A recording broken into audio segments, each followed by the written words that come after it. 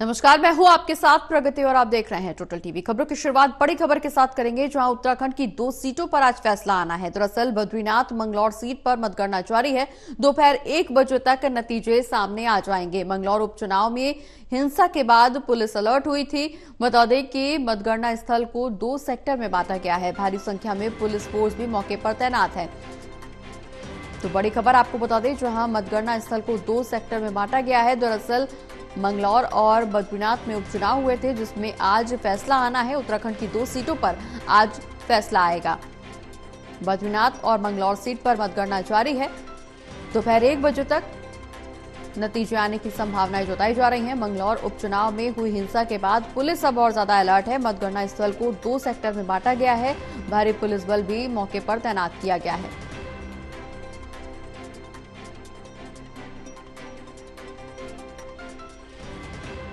तो बड़ी खबर आपको बता दें, जहां मतगणना लगातार सुबह से ही जारी है। दरअसल उत्तराखंड की 2 सीटों पर आज फैसला आना है। उपचुनाव हुए थे बद्रीनाथ और मंगलौर सीट पर, जिसकी मतगणना आज जारी है। दोपहर 1 बजे तक नतीजे सामने आ जाएंगे। मंगलौर उपचुनाव में हुई हिंसा के बाद पुलिस अब ज्यादा अलर्ट मोड पर है। मतगणना स्थल को 2 सेक्टर में बांटा गया है। इसके अलावा भारी संख्या में पुलिस फोर्स भी तैनात की गई है।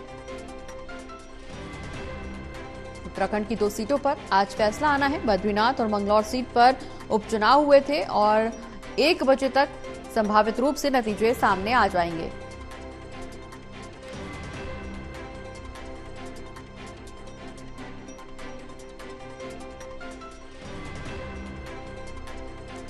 उत्तराखंड की 2 सीटों पर आज फैसला आना है, चूंकि बद्रीनाथ और मंगलौर सीट पर उपचुनाव हुए थे, जिसको लेकर के मतगणना सुबह से ही जारी है। दोपहर 1 बजे तक संभावित रूप से नतीजे सामने आएंगे।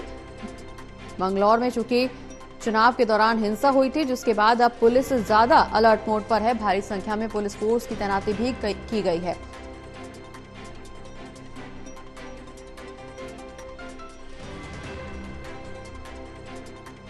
ज्यादा जानकारी के लिए हमारे साथ सहयोगी पंकज फोन लाइन पर जुड़ गए। पंकज, मंगलौर और बद्रीनाथ सीट पर उपचुनाव हुए थे, जिसकी मतगणना सुबह से ही जारी है। चूंकि वहां पर मंगलौर सीट पर हिंसा भी देखने को मिली थी, जिसके बाद अब पुलिस ज्यादा अलर्ट मोड पर है। क्या कुछ वहां पर स्थिति फिलहाल नजर आ रही है, क्योंकि सुबह से ही मतगणना जारी है और उम्मीद है कि दोपहर 1 बजे तक नतीजे भी सामने आ जाएंगे?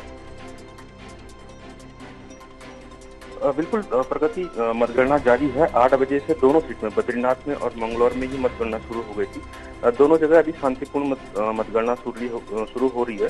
और जो पहले जो शुरुआत जो हुई है, वो पोस्टल बैलेट से यहाँ पे शुरुआत हुई है 8 बजे से, और 8:30 बजे से ईवीएम से यहाँ पर मतगणना की शुरुआत हो गई थी दोनों सीटों में। और जो पहले चरण का जो मतगणना है, उसका रिजल्ट भी आ चुका है। पहले चरण में दोनों जगह, बद्रीनाथ में भी और मंगलौर में भी कांग्रेस आगे नजर आ रही है। मंगलौर सीट की बात करो तो यहाँ पर कांग्रेस 171 वोट से आगे चल रही है। दूसरे नंबर पर वहाँ पे बसपा प्रत्याशी और भाजपा तीसरे नंबर पे है। और बद्रीनाथ की बात करो तो बद्रीनाथ में भी कांग्रेस आगे चल रही है। वहाँ पे लखपत बुटोला है, वो 200 वोटों से आगे चल रहे हैं।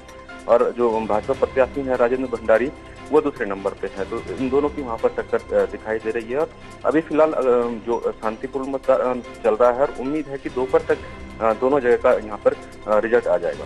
चलिए, बहुत बहुत शुक्रिया पंकज, ये तमाम जानकारी हमारे दर्शकों तक पहुंचाने के लिए।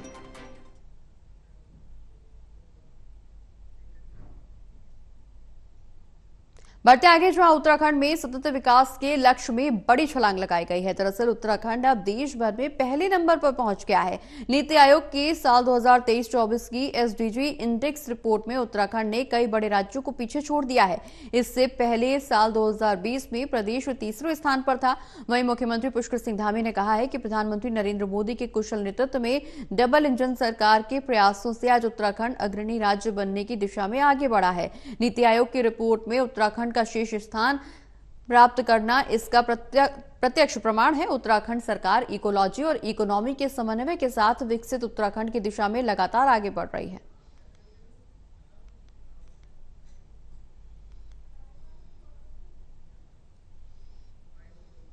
हमारे लिए बहुत ही उत्साहवर्धक है कि सतत विकास लक्ष्यों के प्राप्ति में उत्तराखंड हिंदुस्तान के श्रेष्ठ राज्यों में, पहले नंबर के राज्यों में आया है। निश्चित रूप से हमारे प्रधानमंत्री आदरणीय मोदी जी के नेतृत्व में हमारी डबल इंजन की सरकार लगातार उत्तराखंड को आगे बढ़ाने के लिए काम कर रही है और हर दृष्टि से उत्तराखंड समेकित रूप से विकास की ओर आगे बढ़े, उसके लिए पूरा नियोजन और प्रबंधन किया जा रहा है।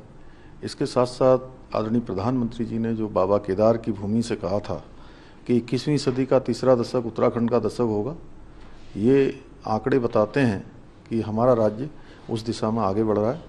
मैं प्रदेशवासियों को सबको बधाई देता हूँ।